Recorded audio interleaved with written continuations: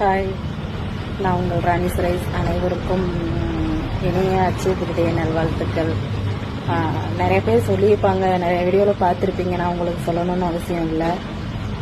அச்சய திருதியான நகை எடுக்கணும்னு அவசியம் இல்லைங்க. உங்களால் இன்னைக்கு என்ன நல்லது பண்ணாலும் அது திரும்ப திரும்ப நடக்கும், அதுக்கான பலன் உண்டு அப்படிங்கிறதான் ஐதீகம். முடிஞ்சால் நீங்கள் உங்கள்கிட்ட காசு இருந்துச்சுன்னா இங்கே தங்க நகை வாங்குங்க, வெளியில் வாங்குங்க. அது உங்களோட ஃப்ரீடம். அதில் நான் தலையிட விரும்பலை.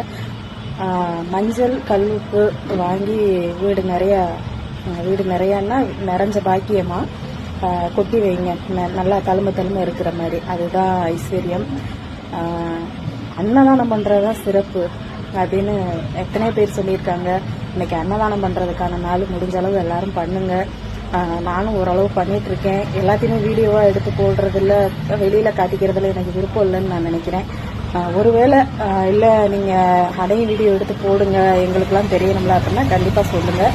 அடுத்து பண்ணும்போது நான் அதையும் வீடியோ எடுத்து உங்களுக்காக பண்ணுறேன். சில பேர் கடை போடலையா அப்படின்னு சொல்லிட்டு கமெண்ட்ஸில் கேட்குறீங்க. ஆமாங்க, மந்த் எண்டு நம்ம ஒரு நாளைக்கு 1500 2000 முதல் போடுறோம். ஆனால் வர்றது 300 400 500 தான் வைங்களேன். அதை வச்சு என்னங்க பண்ண முடியும்?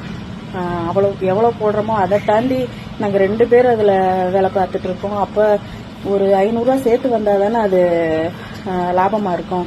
லாபமே இல்லாமல் அதில் போட்டு என்ன பண்ணுறது? ஸோ 2-3 நாள் போட்டு பார்ப்போம்.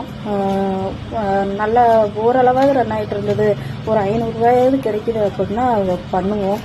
அப்படி இல்லை ஒரு 3 நாள் 4 நாள் 2000 நம்ம போட, அதுக்கு மேலே எவ்வளோங்க போட முடியும்? நம்மலாம் மிடில் கிளாஸ். ஸோ நம்மள்கிட்ட என்ன இருக்கோ அதை தான் பண்ண முடியும். பண்ணி பார்த்துட்டு இல்லை அது கொஞ்சம் நஷ்டமாகிற மாதிரி தெரிஞ்சுன்னா போட மாட்டோம். ஒரு 4-5 நாள் விட்டுருவோம்.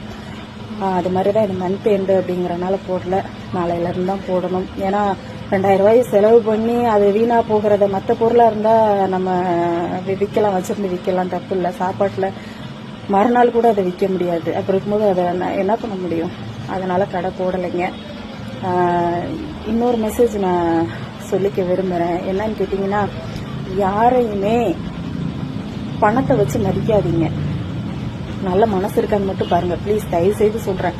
அது நீங்கள் பணத்தை வச்சு மதிக்கிறதுனால தான் இந்த சமூகமும் சொந்தக்காரங்களும் இப்படி இருக்கிறதுனால தான் அவன் கடனை வாங்கி சொந்த காசில் சைக்கிள் வச்சுருக்கிறத விட்டுட்டு கடனை வாங்கி பைக் வாங்கி புல்லட் வாங்கி மதிக்கணும் அப்படின்ட்டுலாம் சில பேர் பண்ணிட்டு இருக்கிறாங்க. பெண்கள்லாம் நகை இல்லைன்னா நம்மளை மதிக்கிறதில்ல, நகை கடனை வாங்குவோன்னு வாங்கிட்டு தயவுசெய்து அப்படி பண்ணாதீங்க. ஏதோ என்னால் முடிஞ்ச நல்லது உங்களுக்கு சொல்லணும்னு ஆசைப்பட்டேன். மிக்க நன்றி.